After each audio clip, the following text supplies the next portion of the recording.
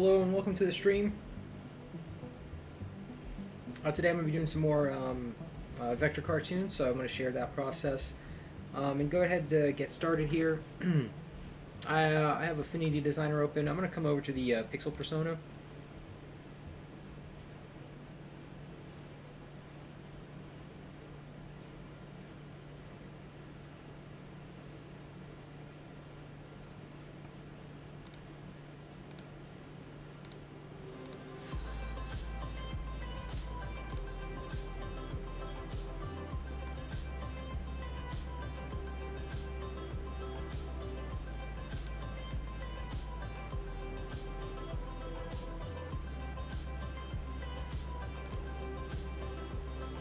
I'm going to do some warming up, some warm-ups first.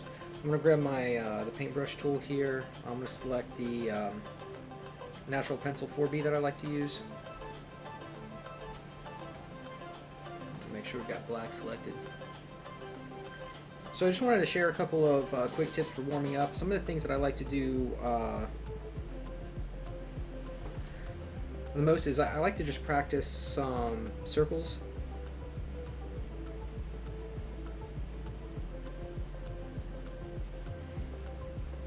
I try to throw them in one line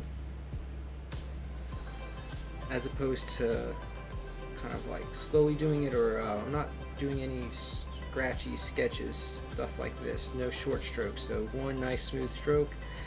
And it isn't, you know, we're not trying to get perfect circles. This is just a bit of an exercise to build up your eye-hand coordination.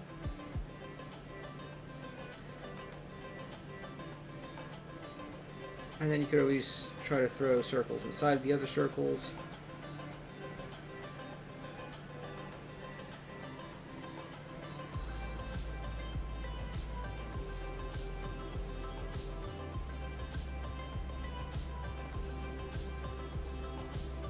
Another thing I like to do as well is just trying ovals.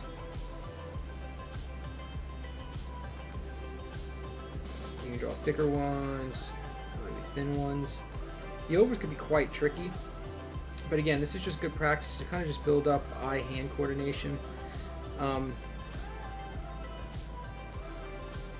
of the tricks to ovals, if you were going to hand draw it, is if we had a long line and then we had a shorter line here, and we'd essentially be connecting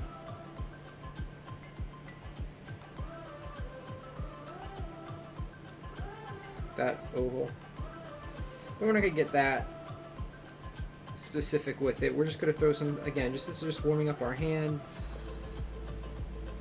getting us comfortable with what we'll be drawing here in a little bit. So circles, ovals. To do some straight line practice, you can always create a dot, connect the dots, and then create the dots a little bit further away. Now, it does help when you're doing something like this. If you look at the dot you're trying to connect to, you have a better chance of actually getting there. This is an exercise that I particularly like on with pencil and paper. But we could throw our lines like that. Another one we could do, which I've learned recently, is if we create a circle, draw our line through it, and we'll create a oval inside the triangle. This is called a stabbed orange, because that would look like the top of an orange. So say an orange was cut in half.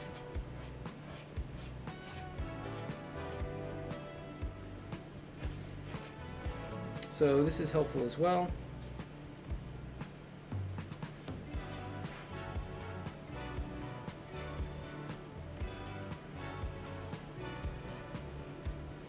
And these don't have to be super perfect.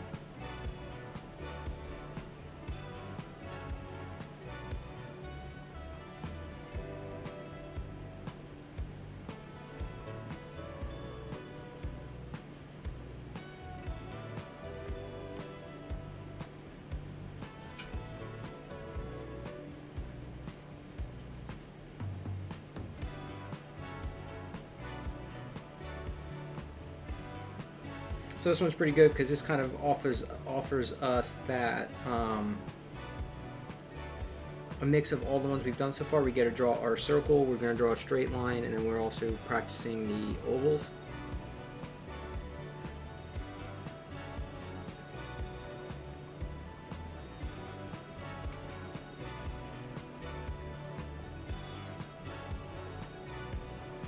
One last one to really just get the flow going here is we could just kind of skate around the page a bit.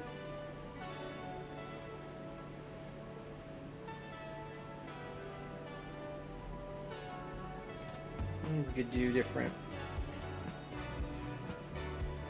strokes, different sides.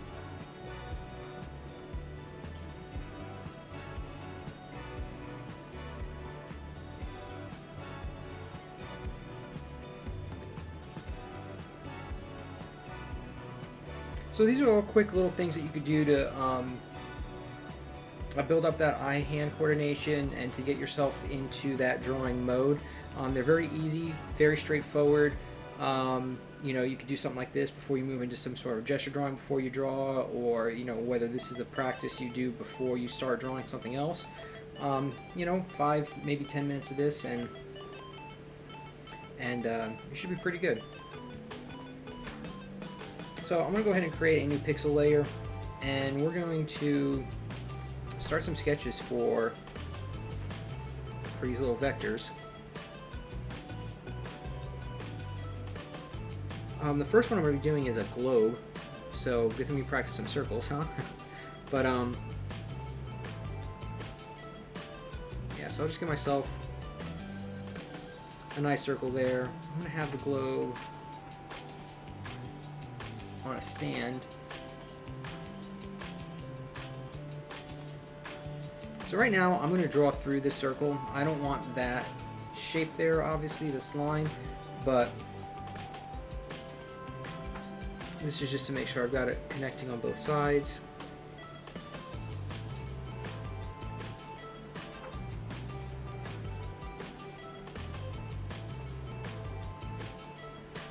All of this will be vector here in a little bit, so I just need to get those lines in there.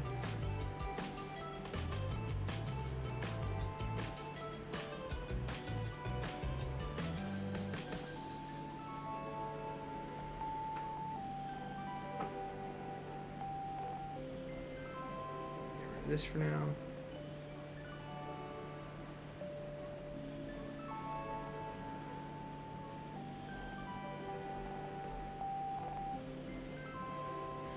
You could change the your eraser. So if you select on the eraser, if you come to brushes, not all brushes will turn into erasers, but I think a fair amount of them do. So you can have a soft, almost airbrushy eraser like I had just had, or you can have a sharper edge. So I'm going to use the Comics G Pen eraser to get a sharper, cleaner erase there. If you have any questions, let me know in the comments. Also, let me know how the music and the audio are.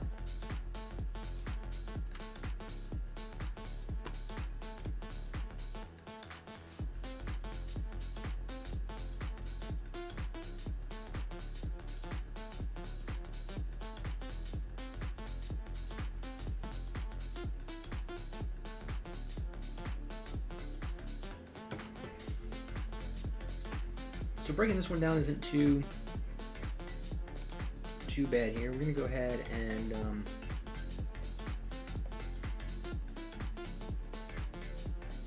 going to start sketching in where we want, like say, the United States to be.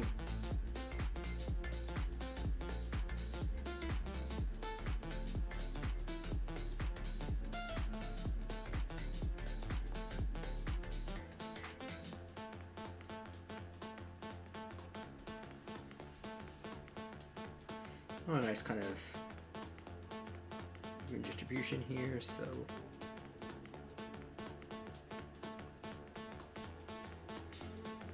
you know, this is a cartoon, so I'm not trying to get you know, too detailed with the map.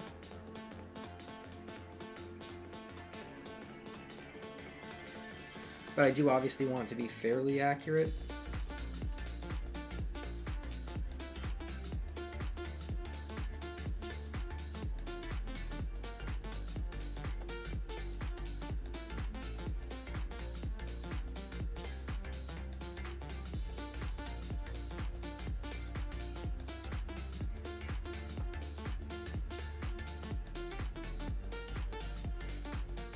Let's probably get away with something like that for now.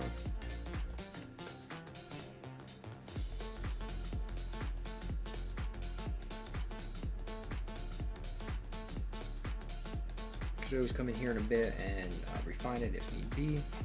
Let's go ahead and just scale this up a bit.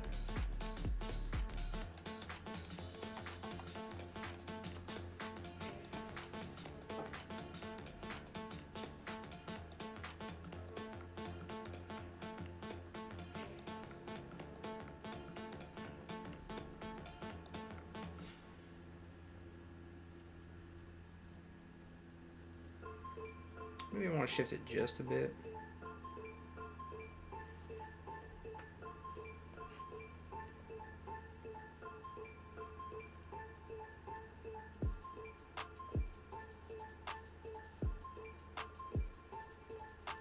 Probably bring it over a fair amount. Grab the eraser quick, we'll clean up this side here a little. And we'll keep drawing.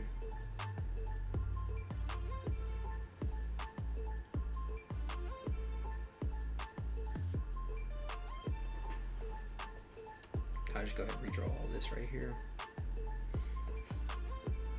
I'm not sure that really gave us a whole lot of extra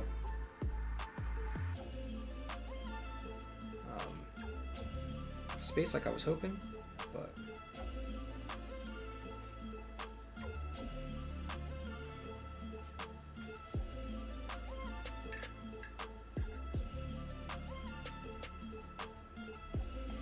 so I come in here and refine this all a little bit. I have a globe pulled up for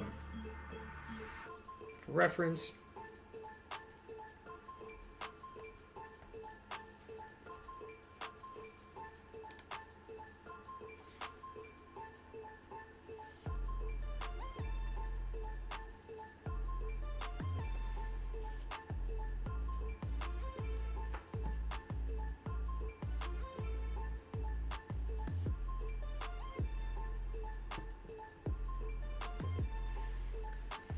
So we're gonna come back to this one. I'm gonna create another layer. Got a. I want to do a paintbrush as well, like an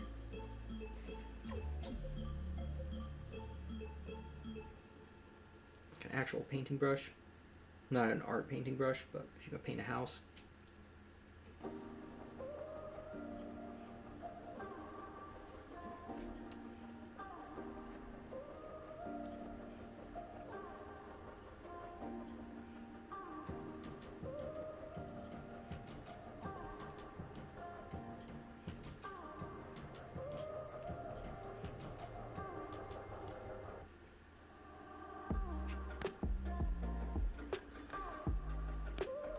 So we got these wide handles, and so he's got this metal piece here that holds the bristles and whatnot. And now what we want to go ahead and do for this in particular is we want the bristles to kind of look like an M for this particular project. So you know how like the bristles will kind of turn these little chunks as you're painting. So in this way we can go ahead and get the look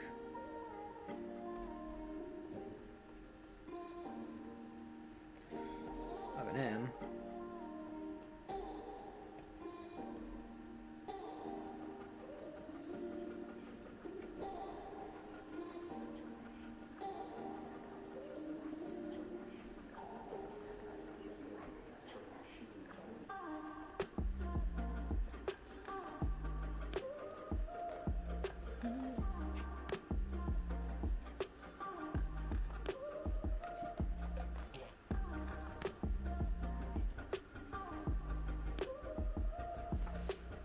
So something kind of like that.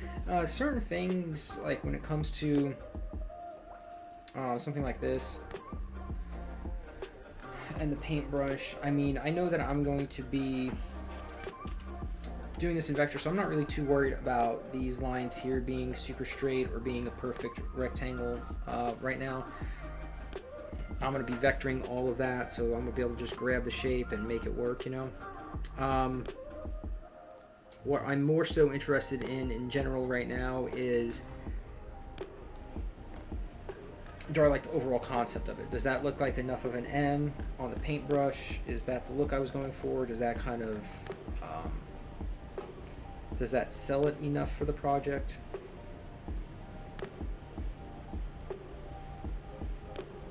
Because the goal at this point is, you know, we want that to be pretty recognizable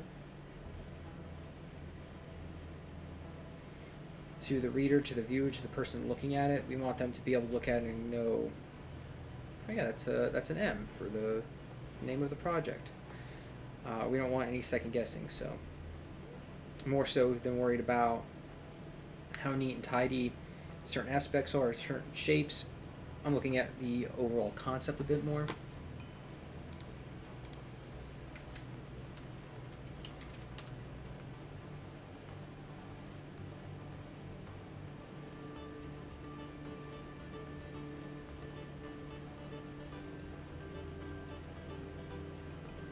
Another stipulation for this project too in general is to have these taller than they are wide.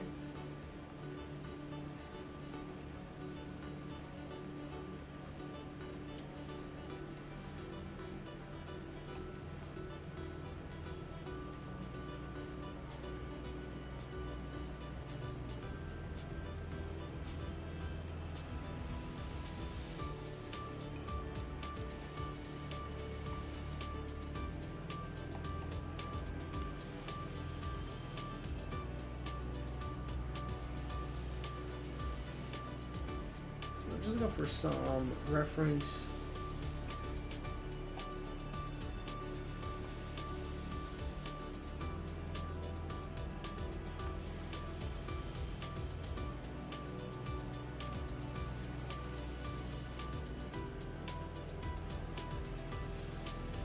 Because there's a third one that I might try to work on, honey, but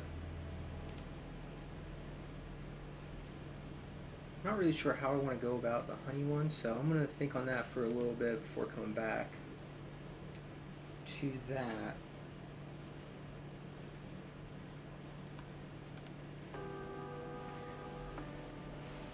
But so far we've got the paintbrush,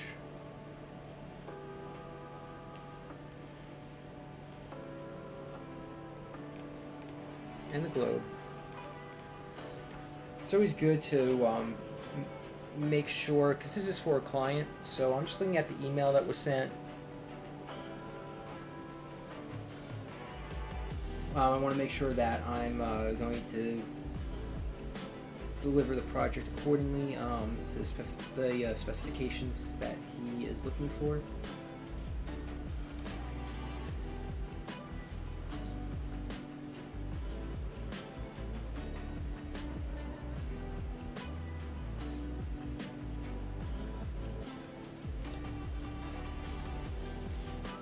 So we'll hop back to that in a bit. I'm going to move into the vectoring phase.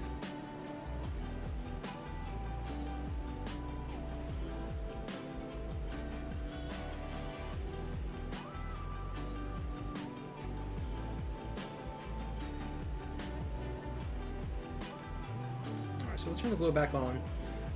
We'll hop over to the designer persona. We'll kind of get going here. And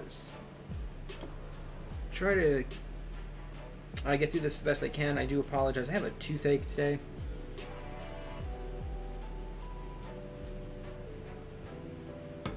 So talking is even less fun for me in general now. I'm going to go ahead and kill the fill color on that and keep just the stroke. My stroke pressure is even right now. I'll up this to probably 6 for now.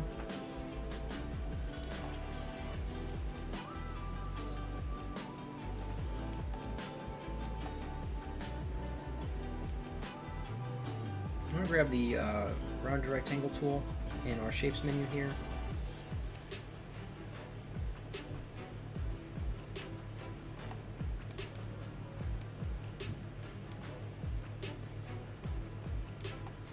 This is going to be our centerpiece here.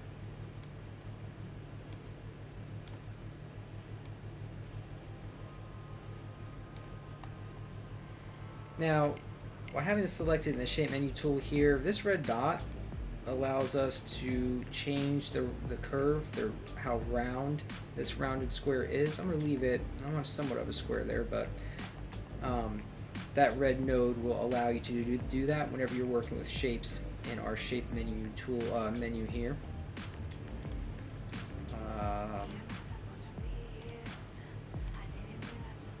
Let's go ahead and get a decent fill on that. Just make this a medium gray like that for now.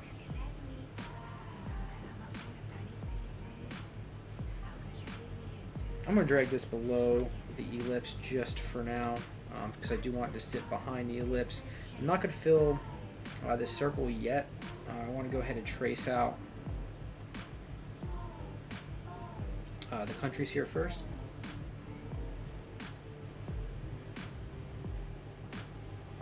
So there are a number of ways that we can tackle this outside circle bit here. What I'm going to go ahead and do is I'm actually going to grab this ellipse. I'm going to hold Alt to duplicate it. Then I'm going to hold Shift to enlarge it until it fits about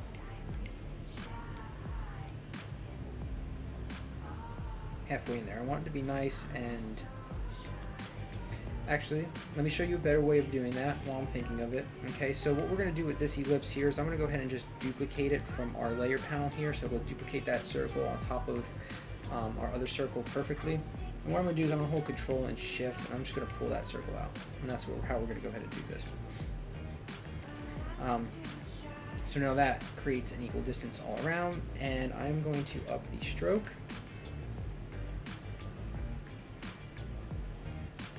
Fairly thick. I want it to be just about as thick as the one I've got here, so you might be able to take this down to 25. I'm going to come up to Layer, at the very top here. I'm going to come up to the Layer menu. I'm going to come down to Expand Stroke.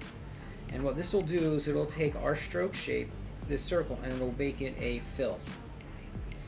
So Expand Stroke, and now we've got a circle, and it is filled there. So we've got the fill here instead of it being the stroke. I'm going to select that gray, and I'll come back to the stroke and add a stroke on the outside.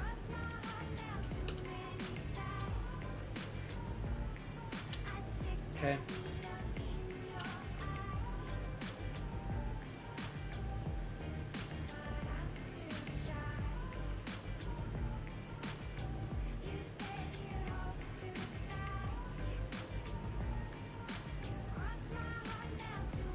Now, I can always take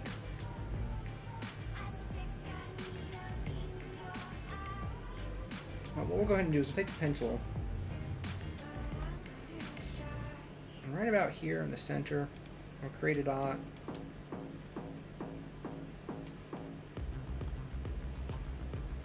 I'm going to turn off this crossbar for now. And I'm going to pull this line on top of our circle. So with that selected, I'm going to hold Shift. I'm going to select this part too. Let's see if we can use our Shape Builder tool. I'm going to select... I don't think it's going to let me. No, it's not. Okay.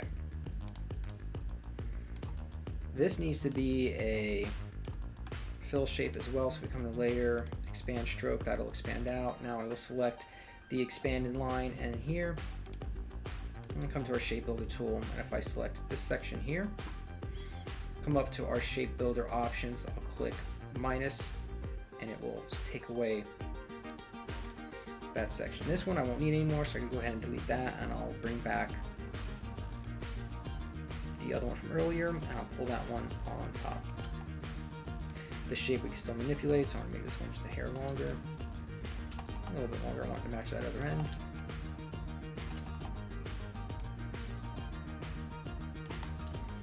Okay. This I can hold Alt and duplicate. Hold in. I'll hit Shift right at the end here to get it to be perfectly straight up and down.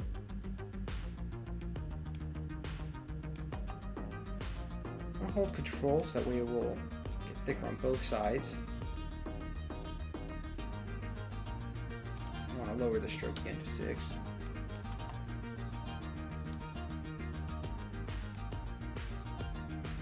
That's going to be at the bottom there. And what we're going to do is we'll come in here. The pen tool, I'll create a point here holding Shift to come straight across.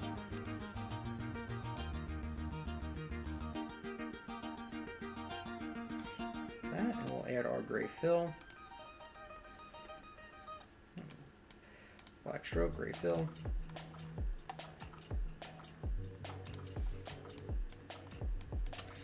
And then with our move tool, I'm going to just go ahead and select everything. I'm going to come up here and I'm going to align center. Oh, my control's on that. I was not thinking. I want this, the circle, and the base to be centered. So what you want to do is you want to select the globe itself, the standing post, and our bottom piece, just those 3 elements, and then come up here and click Align Center. It will align those 3. This one needs to be...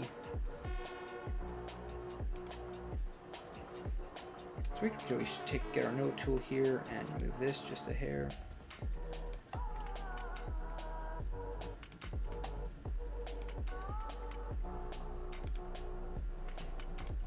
And these are 2 different grays.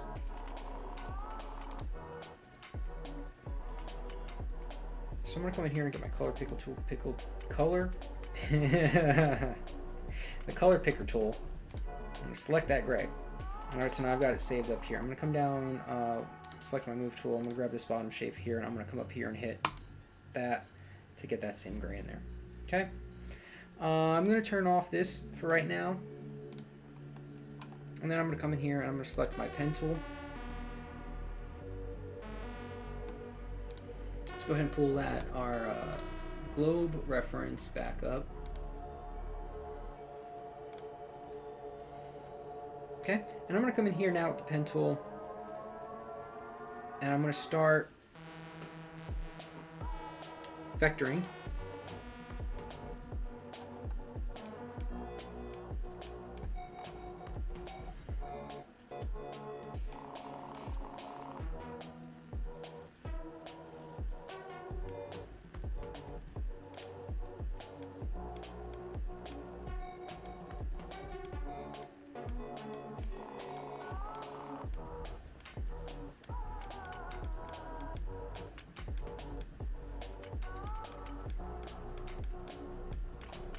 Again, these aren't like, you know, ultra correct in their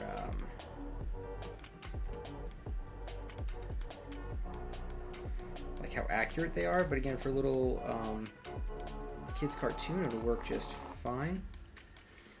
You know, if you want to take the time and be a little bit more precise with it, that's totally up to you.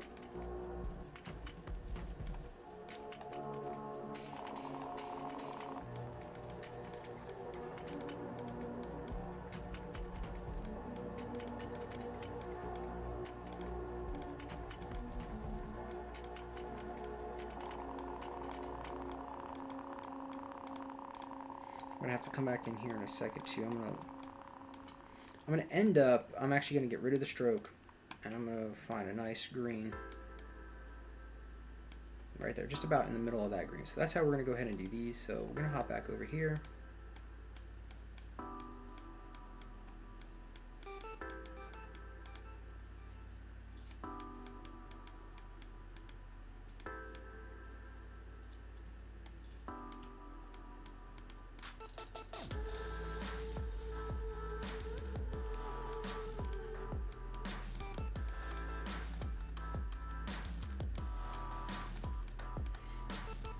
Kind of following along, look at the reference I have pulled up on the side. I think it's always worth using reference.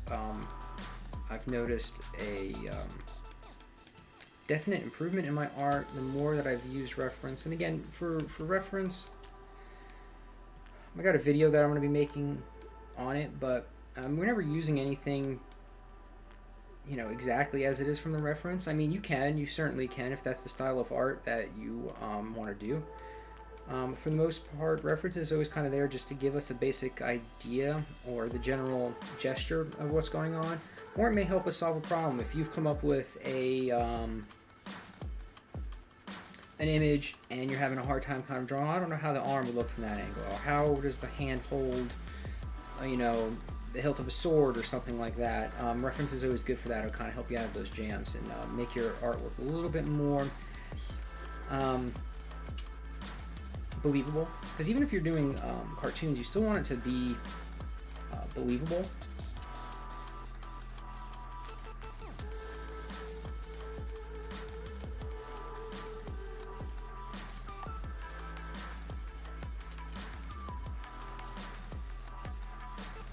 Just select our ellipse shape, and we can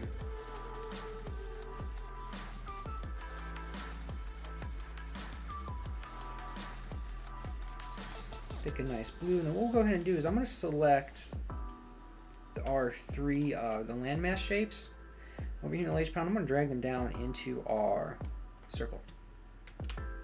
So now they're sitting inside of that circle. They're all one piece. I can turn on this portion.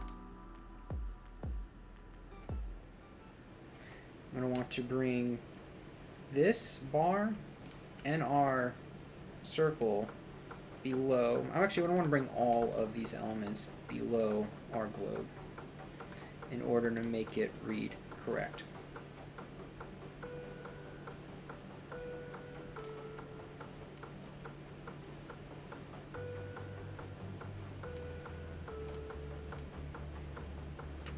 Like these greens, let me make them a little bit brighter, a little bit darker. That's what we want. A little more saturated, and a little darker to stand out a bit more. I'll come down here and turn off my sketch layer, and we have a globe. The one thing I do want to go ahead and add to this globe, just a bit. It's still going to be a flat vector, but I want to add a little bit of a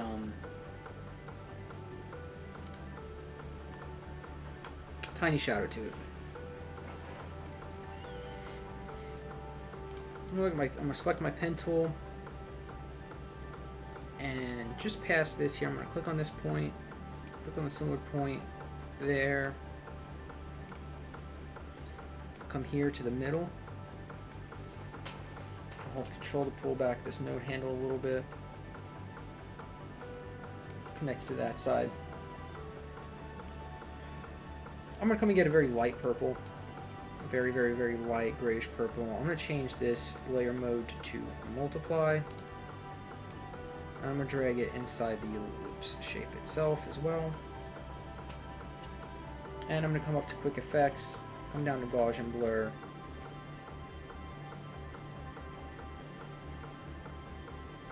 I'm going to blow that out, probably about, let's try 15 and see what 15 looks like. That'll work. What I want to go ahead and do too is Gaussian Blur doesn't have a little cogwheel here. It doesn't have that little settings wheel, so I have to open up Outer Shadow to click on this cogwheel. This pulls up the Layer Effects panel, and under each there's usually a little bit more going on. It might give you a few more options. I do need to have this layer selected. However, I'm going to pull up the FX there, and I want to scale with object. So if I go ahead and take this vector, let me just show you real quick, okay? So I'm going to take off scale with object. I'm going to select my vector, and I'm going to make it smaller. Okay, did you see how the stroke on this circle here got bigger? It's because I don't have scale with object selected for that circle. Okay, so that stroke is going to stay a 6-point stroke no matter how big or small it is. So if I make it smaller, that stroke's going to be 6. All the other strokes got smaller to match, and this one didn't, okay? Control Z on that. So what I'm going to want to go ahead and do is click Scale with Object. Now you might notice it more on the shadow. If I make this bigger,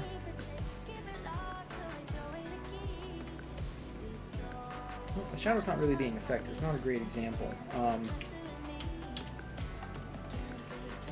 But oftentimes when you have an effect and you don't have scale with object, depending on whether it's outer shadow, especially if you're using for a drop shadow, when you go to scale that object, it'll get all wonky, and then you'd have to either go back in and edit it back into place. But if you select scale with object, it'll scale proportionately whether you're scaling up or down. So this shadow here, I'm actually going to even come in and take the opacity down on it a little bit. I don't want it to stand out too much. This is a flat vector, but that little bit of shadow really just lends to the feel of a globe in general. So that's why I want to go ahead and add that in here right now.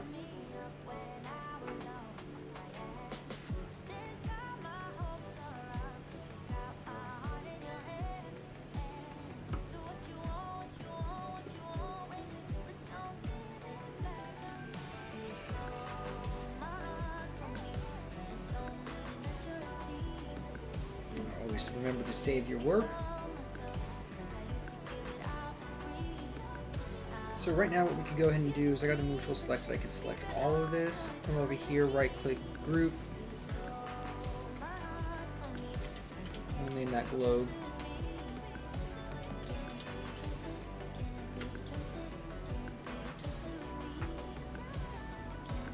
Okay, we can move on to our paintbrush.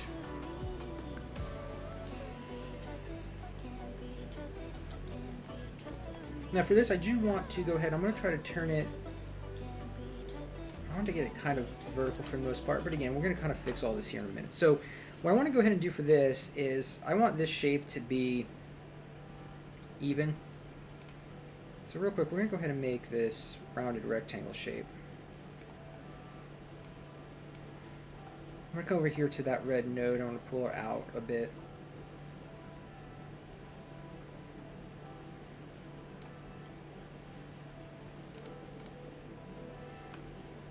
Something like that. I do want it to be more of just a gray, maybe a light gray like that. I do need a stroke on it.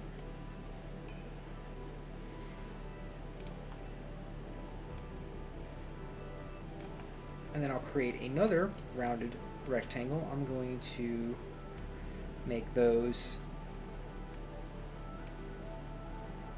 I'm going to pull this in a bit here. So with that there, I'm going to hold Alt and Shift. So Alt will duplicate it, and Shift will drag and keep it in line. So that kind of gives us the base for the metal part.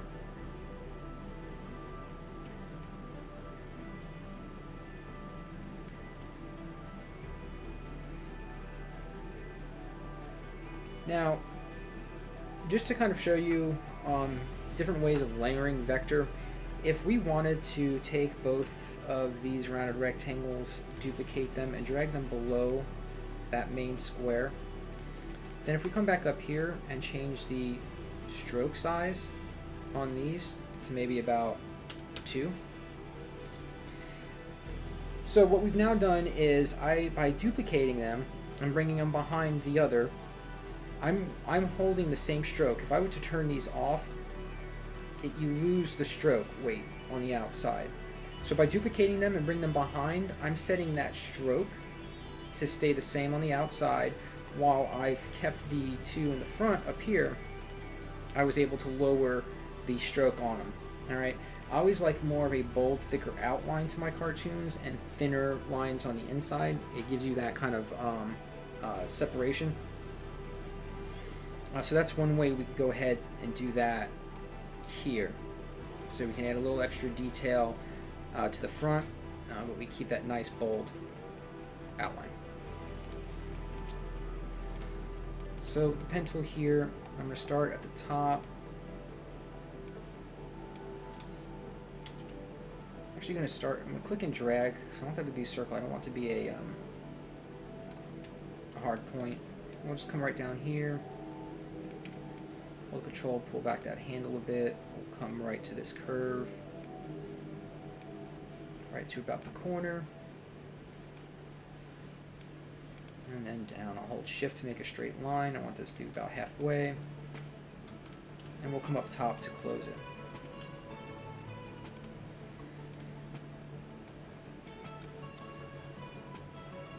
I'm going to select a nice brown color. I'm going to get our move tool. I'm going to hold Alt and Shift. I'll come up here and flip horizontal. I'll hold Shift to keep it in line. To right about there, to right about they just line up. We could skip that in just a bit. I'll hold Shift and select both shapes, and I'll come up here to add. I'll add both of those together. Now we can come up here and have a little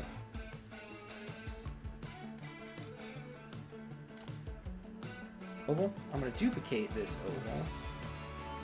I'll save that top one. I'm going to select these two shapes here, and I'll hit subtract so it punches out that oval shape.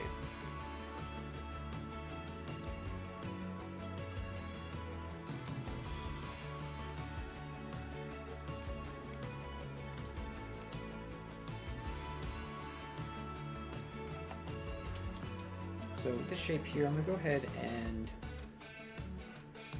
duplicate it again. So what I did there, just to show you, is I've got that extra shape that I duplicated. I'm going to hold Alt to duplicate it. I'll select both of them and I'll hit subtract.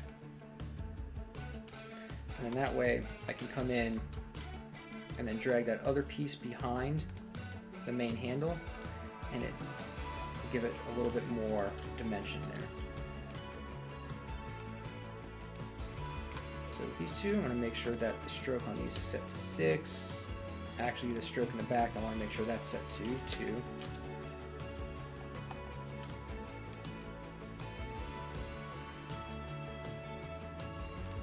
This, I don't think there's any way of selecting just these. No, that will affect all of them.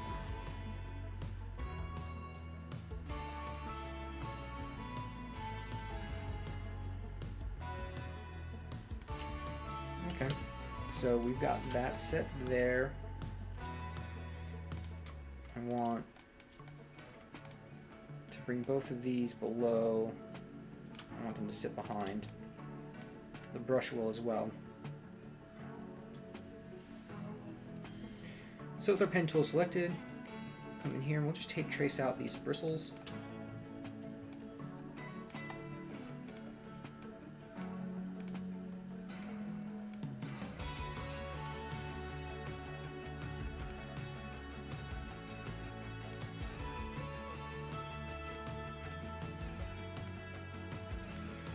The more you play around with vector, I mean, like anything for that matter, any type of digital art, any art in general, the more you play around with certain things, the more comfortable you come with it. The more you learn how to use the program, and to use a program in ways maybe you never really kind of thought of when you first started. You might come up with some neat little tricks in order to do some things that you hadn't thought about before. And that's all just becoming more comfortable with the program itself.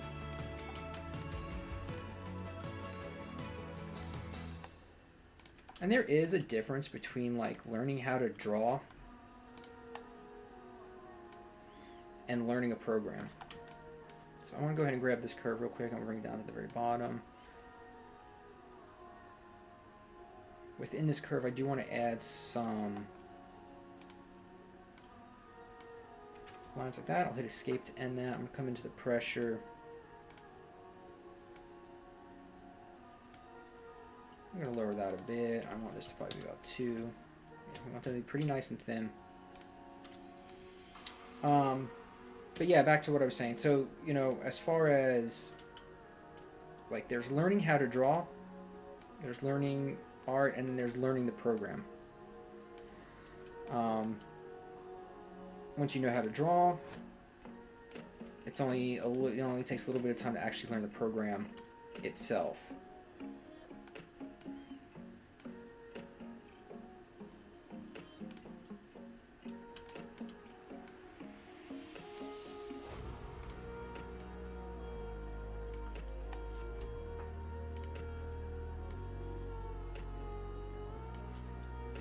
So just if you're trying to learn how to draw and you're trying to learn how to draw and you're trying to learn a new digital program, and it can be quite frustrating. So just hang in there with it.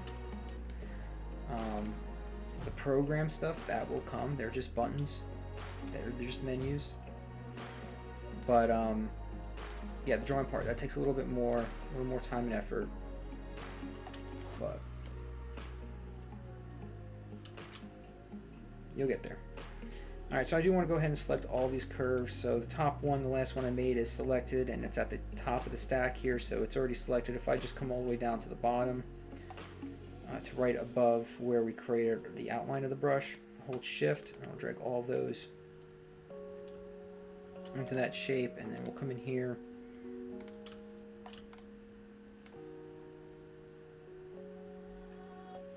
Find maybe a nice blue. Do we want it to be a red?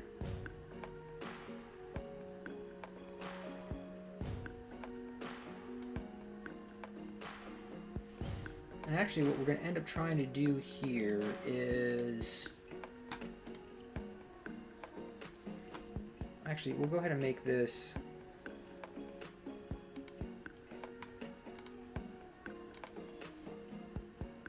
more of like a grayish crystals.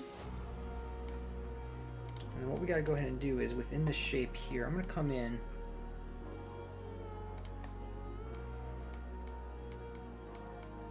and I'm going to create the paint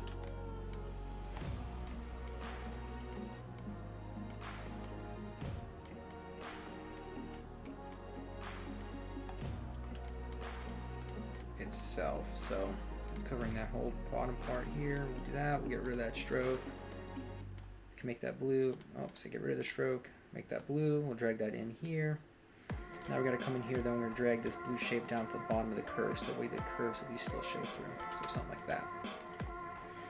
And I could always just make this taller as well. I can come in here,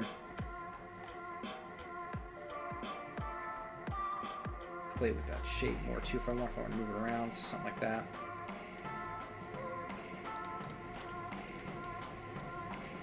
I can select all of this. I do want to turn that oops. I want to turn off the pixel layer. Turned everything off. Turn off the pixel layer. Now I always select all of this.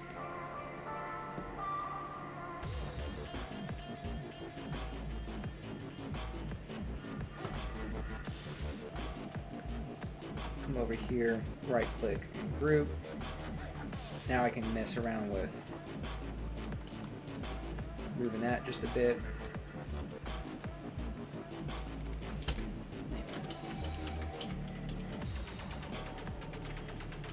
Paintbrush.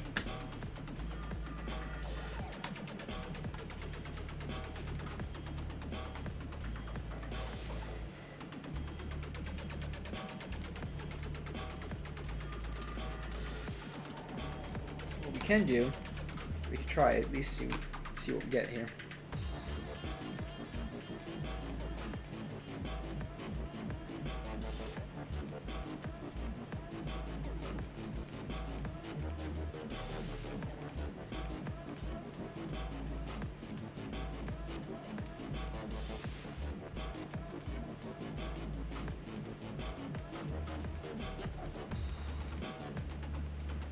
So maybe we got some, maybe the paintbrush has already done some paint, you know?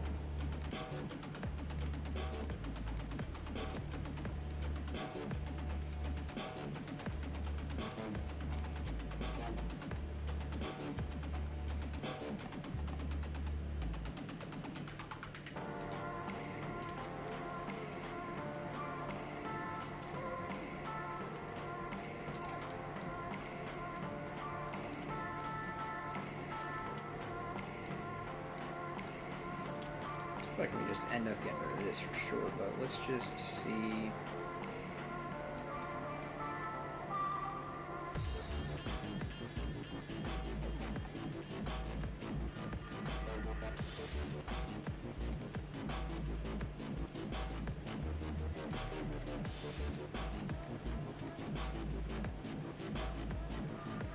Yeah, we might go ahead and get rid of this. I want to... Oh, oopsie.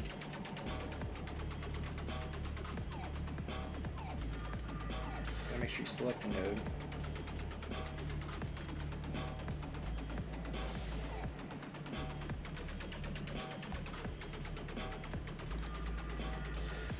Yeah, I won't have enough space for the image. I want to really make sure the brush stands out and whatnot. So I'll get rid of this paint. It's always worth trying different things just to see what might work. We've got the brush there.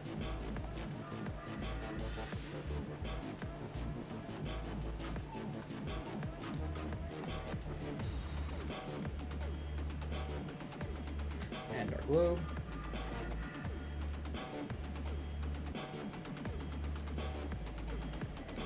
And then let's see here. Let's just try something. I'm going to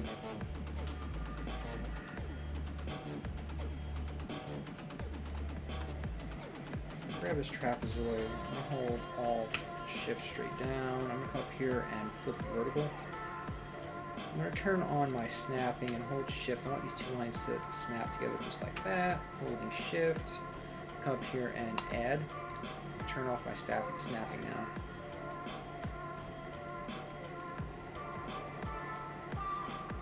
Alright, maybe the strokes. Come back into my stroke panel. Reset the pressure. Color. Something like that. Make that fairly thick. I'll hold Shift to downsize that just a bit.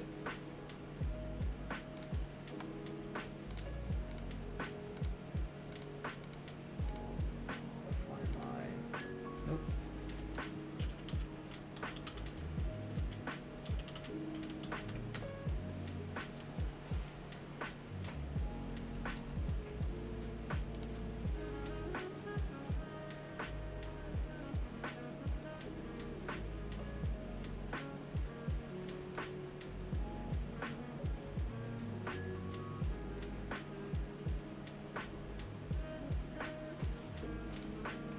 So we can either do, and hold Alt, hold Alt and Shift again.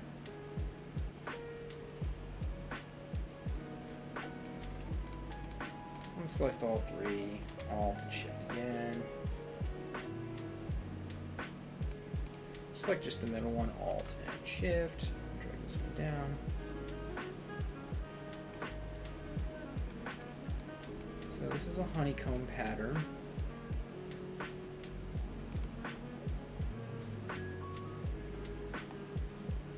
Select all of those. We're going to group.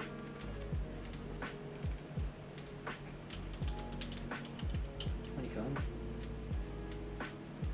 Is this one word? Is that one word?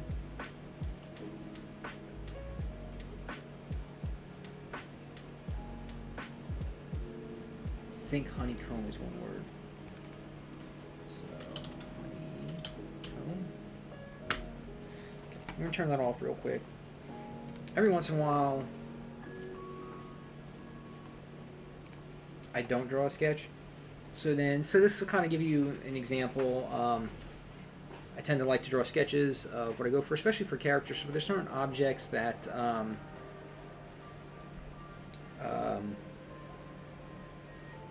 you know, you can kind of look at and kind of break the shapes down, and with the vector shapes, kind of how you might go ahead and do them. So say for instance we'll take this guy here.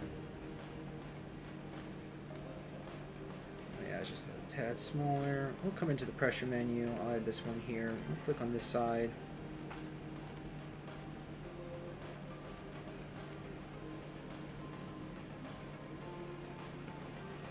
Yep, that side.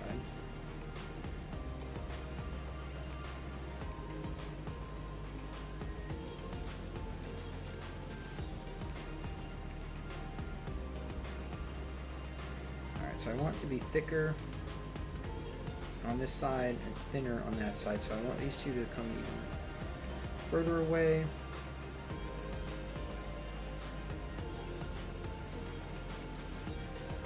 add another point over here. No, that'll go through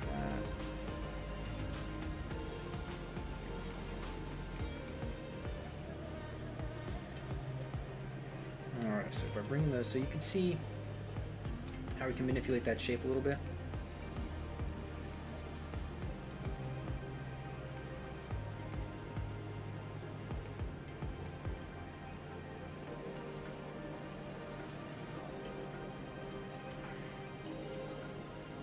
All the way down if I can.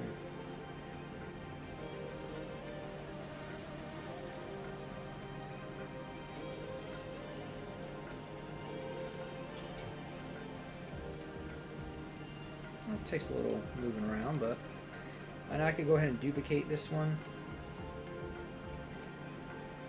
Shift to make it a little bit larger. I do want to bring this down to the bottom though. Duplicate again. Make it a little larger, bring it down to the bottom.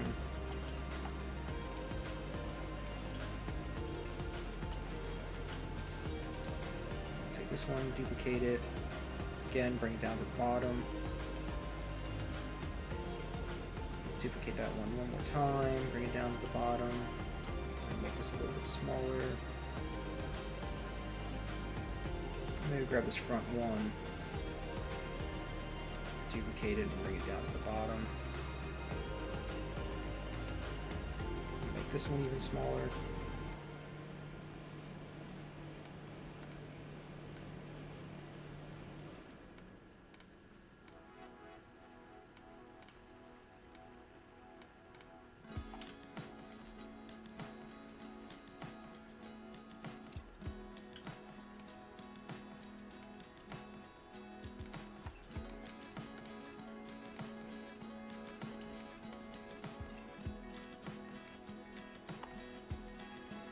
Strokes all stuff. We'll come in here, reset that stroke shape. No tool, we'll bring this in just a bit.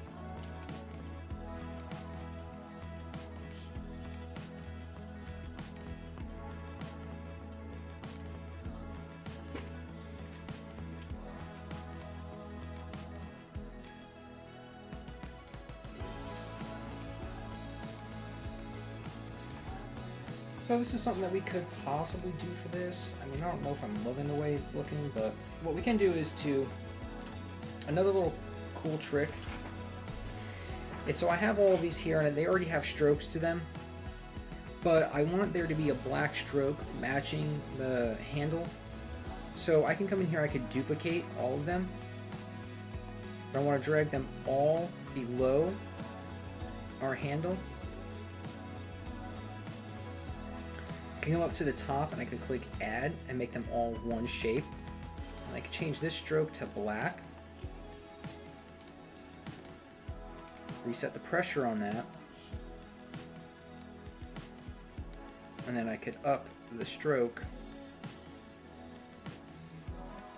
till it matches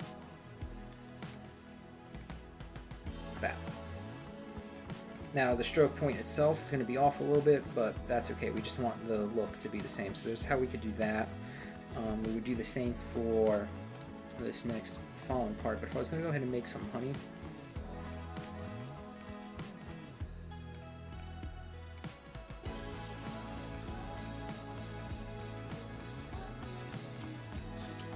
Probably lower the stroke a little bit, help me get a better idea of what I'm doing.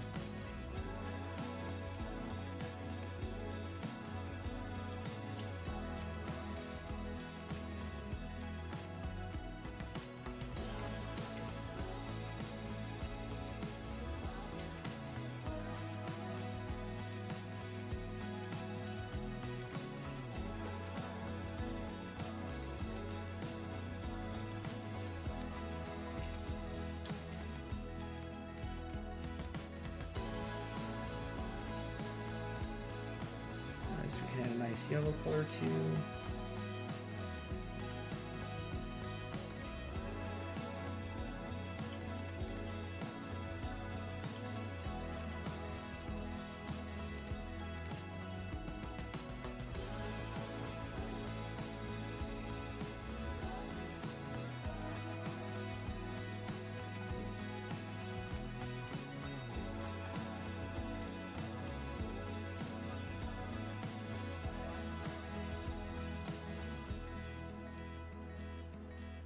So we want to do something. If I go ahead and duplicate that honey shape, I drag this all the way down to the bottom as well. And I would add a black stroke.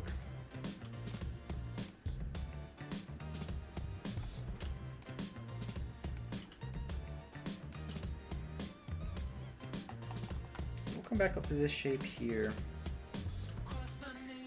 and we'll add a little bit of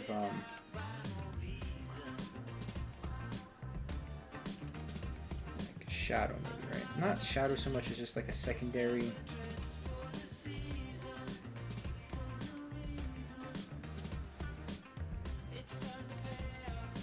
Just to give it a little more.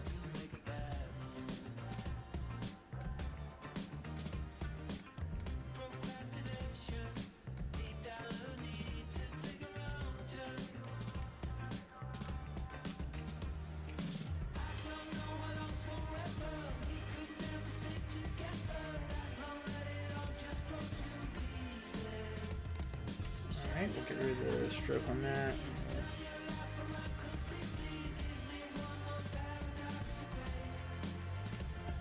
I'll drag that in here. And now with the node tool, we can come in here and play around a little bit with the nodes, move them around a bit, clean them up, get more of the look we were going for initially.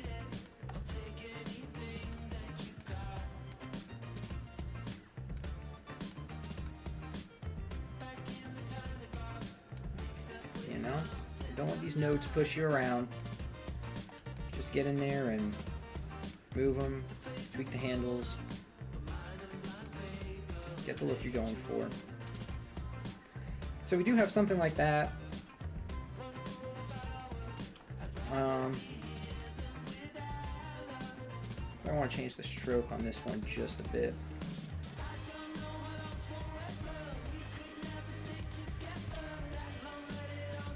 Select all of that, and we want to make sure we got scale with object on there. So there you go, there's honey. Could potentially do that.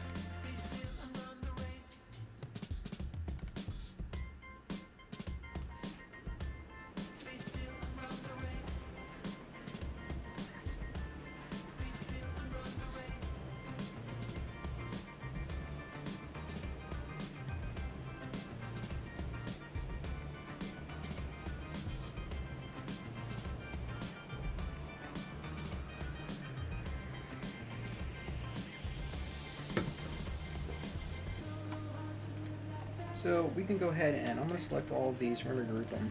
I'm going to name this honey.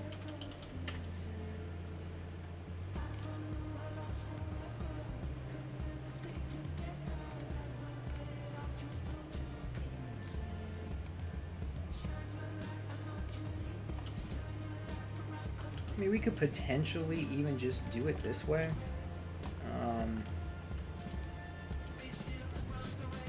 See what happens if we duplicate these, bring them all behind. I'll burn them all out the thing there. Alright, see here. Stroke, black on all of them.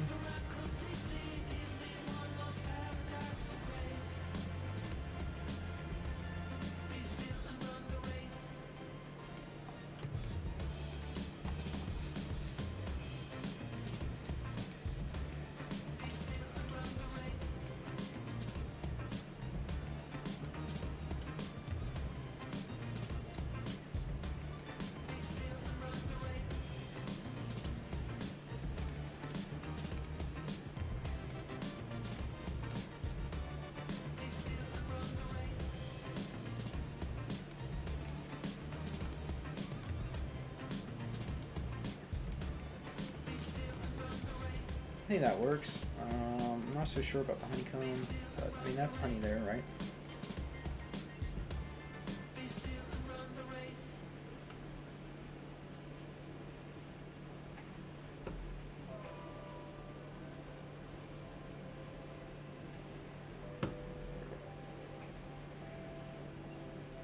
So that's an idea.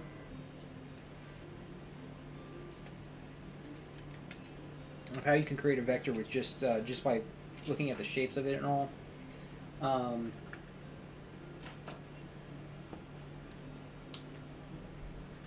Just making a quick note. But yeah, for certain things like that,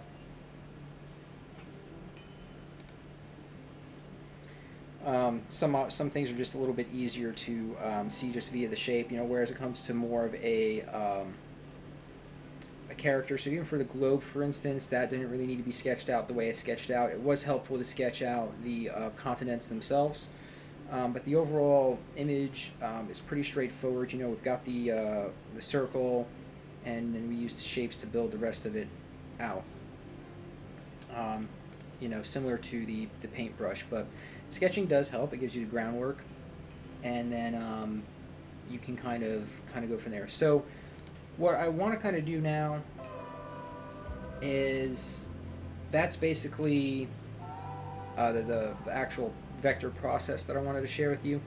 But I wanted to cover a little bit. The globe kind of got me thinking. I wanted to talk a little bit about lighting and some ideas around that, and one cool thing that we can kind of do in Vector to learn that concept a little bit more. So it's always very popular in you know, any sort of art learning that we shade spheres. So it's very much like you know, that still life kind of idea. So, you know, you setting up an apple or fruits or whatever, and then you're painting and drawing from life, which may seem boring. However, what that's really doing for you is it's allowing you to see what objects look like in three-dimensional space. So it's one thing to say, okay, I want to learn how to draw still life, you know, okay, well, still life's for practice, but I mean, I'm not going to be drawing apples and bananas, so I'm not really going to do the still life thing for right now, you know. You know, and I think that's a mistake. I think it's important to do it, because what's happening is, as you're looking at that apple or the banana, the piece of fruit, and you're trying to draw it, there's going to be questions. You're going to have sticking points, and then that's just going to force you to look at that object even more and how it relates in 3D space. And the same thing for any type of figure and portrait drawing. It's the same concept. It's very different when you're sitting at a computer, or even from, you know, with your sketchbook, and you're drawing from maybe photo references online, drawing figures and the like.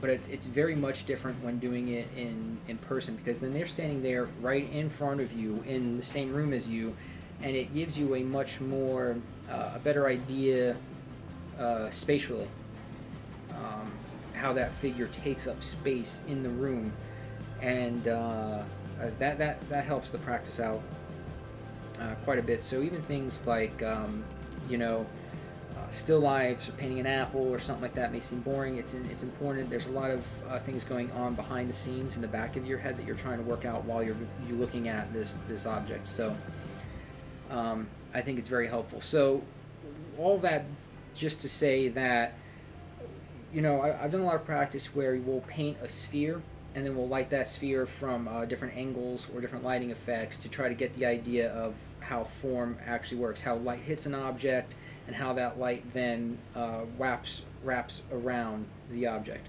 So what we could go ahead and do here is I've created, using the ellipse tools, I've created a circle. I'm going to grab our gradient tool here, and I'm going to click from the upper left to the lower right. I'm going to come up here to type, and linear for the gradients. Linear is in a line, so it's going to gradiate in a straight line, so light is to dark. You know, I'm going to come down to radial, so that's going to set the light point at one point here, and then it'll get darker as it radiates out. So I'm going to come up here and I'm going to change this light blue. I'm going to make it even lighter.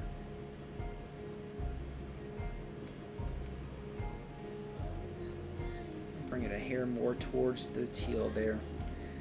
This blue, I'm going to make it ever so slightly darker. Almost come over to the purple like that, but we want to desaturate this a bit, right? So we're going to make it a little bit darker. Okay, so right off the bat now, just by using the radial gradient, we kind of have that sphere effect. We've got the light coming in from the upper left, hitting the top of the sphere here, and then as that light is rounding around the object, it falls into shadow. So another way we can kind of look at that.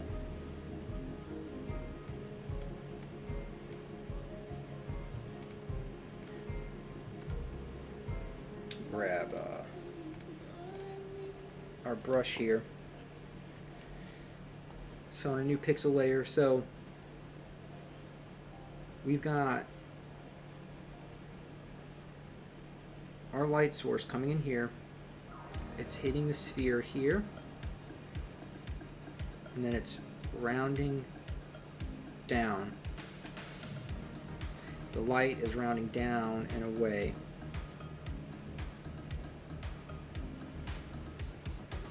Okay, so that here, and then what happens is the line where the light primarily changes to shadow, it's kind of where it's the most evident in that change. This line here is called the terminator line. So it's where most of the light terminates around that section before falling off completely into shadow. So this is going to be the brightest section here, but this line is the terminator line.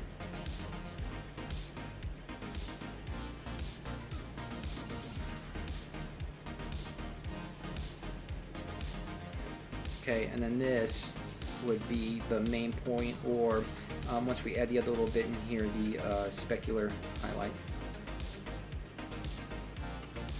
Okay, so that kind of gives you an idea of where the light's coming in and then how it's rounding down that form.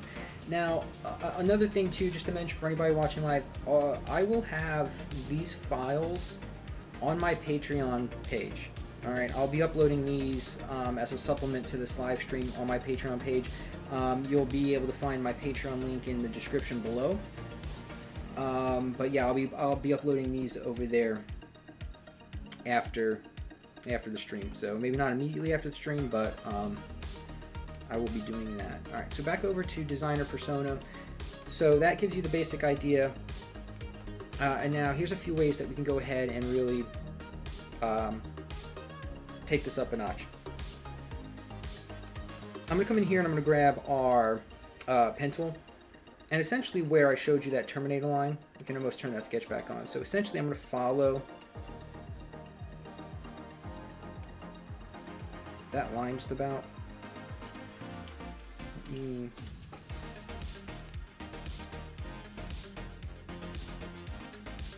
go. We're just going to do a click from each end.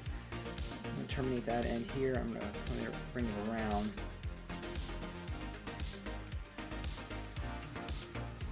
I don't need that.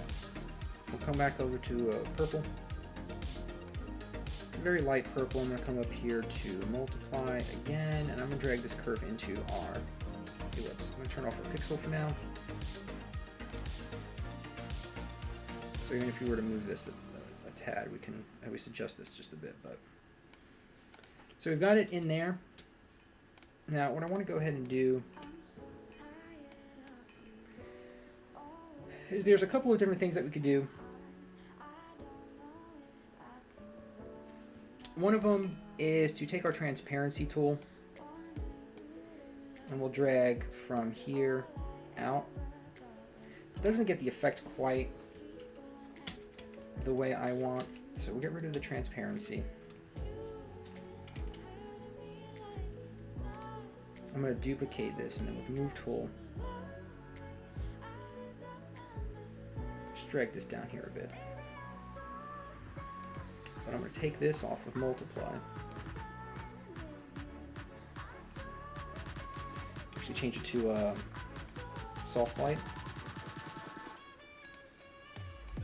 We'll lower the opacity on that as well. But for this curve here, I'm going to come up and I'm going to come into Quick FX. I'm going to come down to Gaussian Blur. We're going to really push the gradient on that. I'm about to 40 pixels. I'm going to pull up the FX, just like I just did there. If you want to copy, like, so I just set that Gaussian blur to our main shadow shape here. If you want the same exact settings, which I do on this other curve here, I could just simply click on this FX, click and drag it, and it'll apply. I will come in and use the transparency tool on this main shape a bit.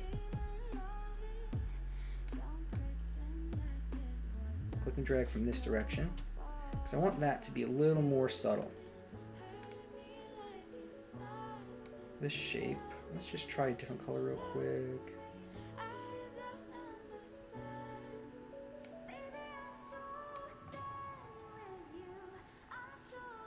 Okay, we'll keep it purple for now because I'll show you something here in a minute.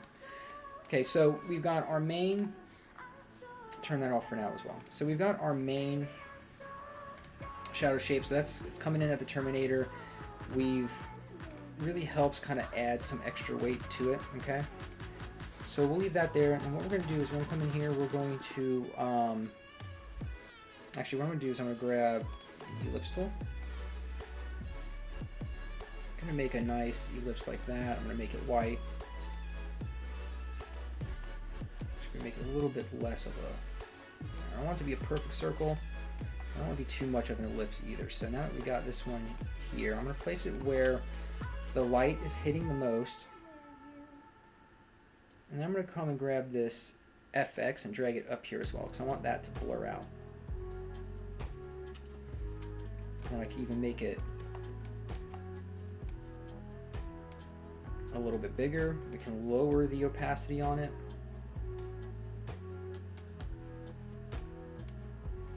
But now that it's more of a noticeable highlight, that would be considered a specular highlight. So when there's like a sharp point of light on the object, so it kind of makes it that specular highlight. So that's giving us a little bit more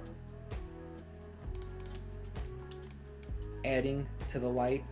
If we want, we could duplicate this and the one down at the bottom. You know, you can make much bigger, but then you'd really want to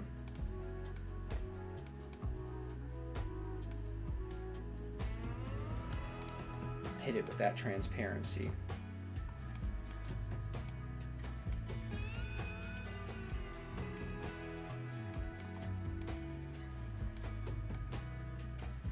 So that adds even more light.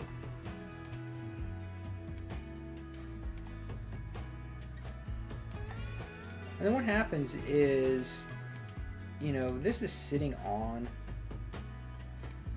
an object.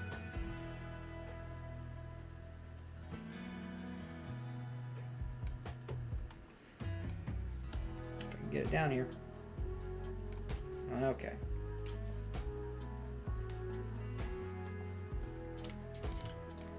So it's sitting on an object, so a number of things.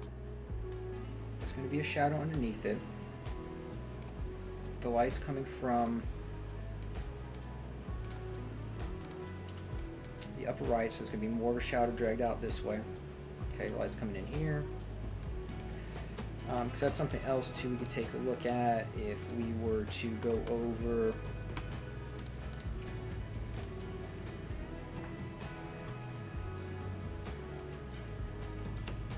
hop back in pixel.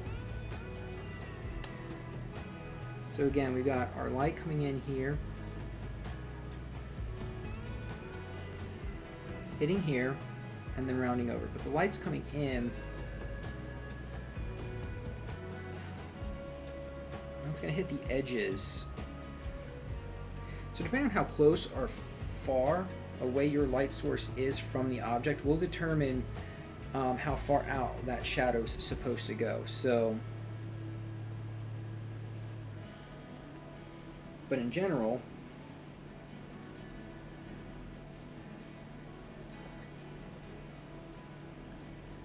the light will hit the shape. Let's change that, make it a little bit more.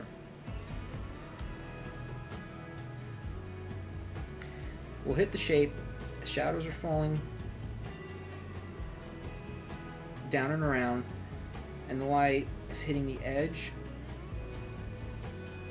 of the ball, and this will show you kind of where, then if we hop back over to Designer, where that shadow should fall, okay?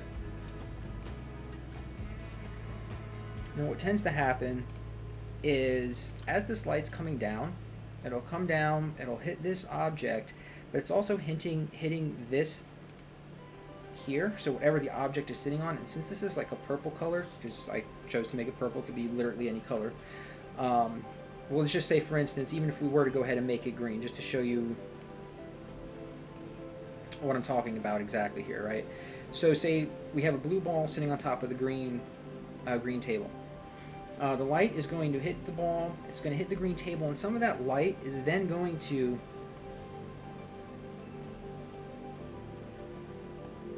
hit the ball, it's going to hit the green, and then bounce off the green and hit the underside of the ball. So what's going to happen is when light hits that green table, it's going to bounce some green light up back into the ball. So a way we could show that here is with this other shape I had created earlier. Okay, and we can even just, we're going to go ahead and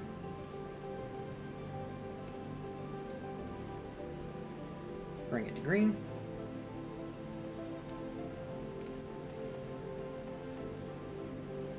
You'll see it more on the normal layer, how the green reflects up in there, but we want to keep it on that soft light.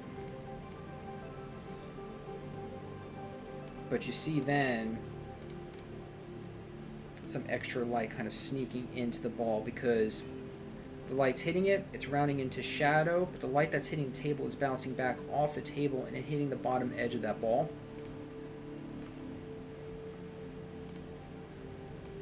And it would be stronger on this side and less so directly under the ball, although there's still light hitting this side of the table here and bouncing up into the ball. Okay, so something more like that.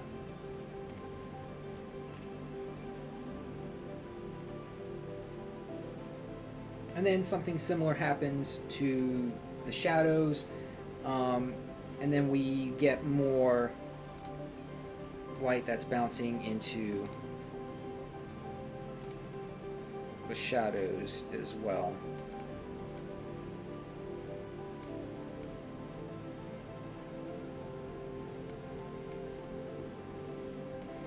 But for this, I usually just tend to keep that off. I would tend to just kind of keep it there. I'd probably add a blur to it.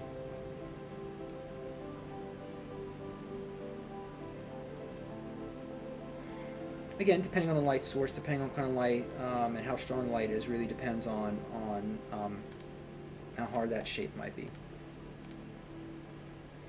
But that's like a quick kind of example in lighting, or for lighting. So let's say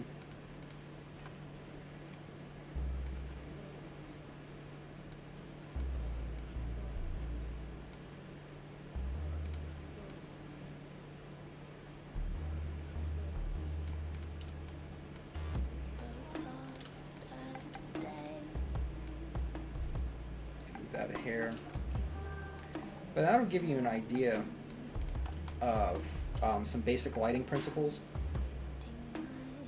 kind of how that idea works a little bit. Like I said, I will have these in particular with the drawer overs up on my Patreon.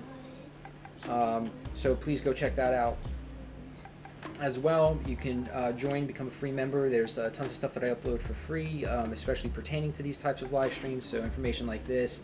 But then as a paid member, I also offer some behind the scenes work and different working files, color palettes, vector assets, and then high resolution images as well for paying members. So I do encourage you to hop over to my Patreon and check it out. I appreciate the support. It helps out tremendously in continuing to make these videos for you all that I really love doing. So I hope you've kind of found this helpful. You know, I wanted to do a few different things with this stream. I wanted to go over the vector cartoons, the vector assets that I needed to create for the project I'm working on. I wanted to share with you all some warm-up tips, which again I will also have that as well on my Patreon page. So you know, I wanted to kind of show you some warm-ups, and then I wanted to do a quick demo of the lighting the sphere here and kind of give you some lighting basics. But yeah, definitely if you enjoy these streams, my Patreon page is kind of an extension to the streams, where I can talk a little bit more, and then sometimes other ideas kind of occur to me after stream, which I'm then able to add to my notes and add to Patreon. So if you enjoy the live streams, Patreon is definitely something you want to check out, as it's very much an extension of these live streams. And I always love to hear your comments, whether it's you know, on the stream itself or on Patreon. And I really want this to be a place where we can learn and grow together.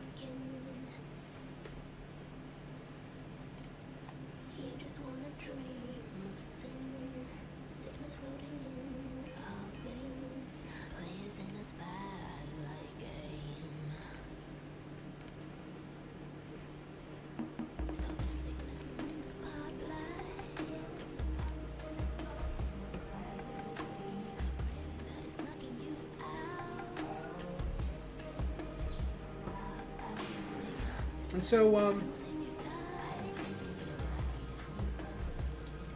let's take a quick look at some of the stuff we did. I'm going to put all of this, group all of this.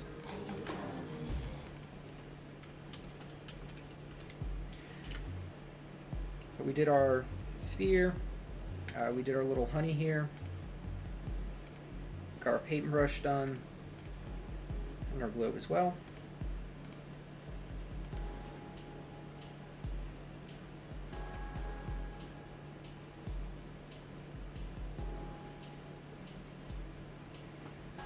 But I think that's going to be it for today's stream. My tooth is killing me, so I'm going to go put some ice on it. But yeah, thank you so much for being here. I really appreciate it.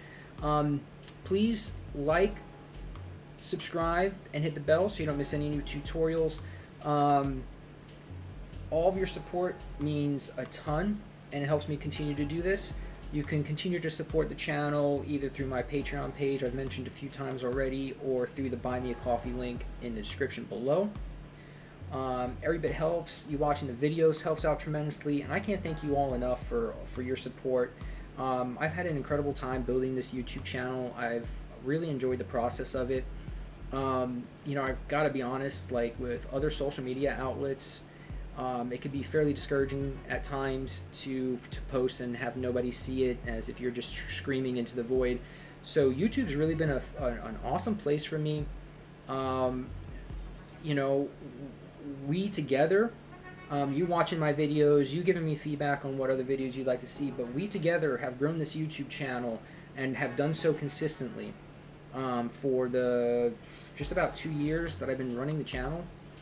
So I think that's super cool, and I really appreciate it. And anybody who ever just stops by and watches the video, the shorts, I mean, your support is amazing. So I want to continue on this road with you. I want to continue building the channel. I'm trying to do so with some more live streams so I can talk with you directly and answer any questions that you might have on the spot. But always please feel free to reach out to me. I know I've had numerous people reach out to me via email with different projects that they're working on, whether they needed help with it or they just wanted to share what they were doing, and I think that's super cool. So, you can always give me a shout out on social media at njvalentiart. You can email me, comment on any of my videos. I always love to hear it. But yeah, I mean, without you guys, there would be no channel. And it's just something that I'm passionate about, and I want to. You've all inspired me to get back to some of the basics and some stuff I haven't been doing in the last few years just because of life and various work situations and whatnot. But I've been doing a lot of drawing. I've been really practicing and trying to up my game as far as that's concerned. So that's all stuff that I'm looking forward to sharing with you. And again, just kind of trying to make a community where we can all learn art and grow together. But thank you so much for your support. Thank you for being here, spending your time with me. I really appreciate it, and I look forward to chatting with you all more next time. You rock. Thank you so much. Until next time.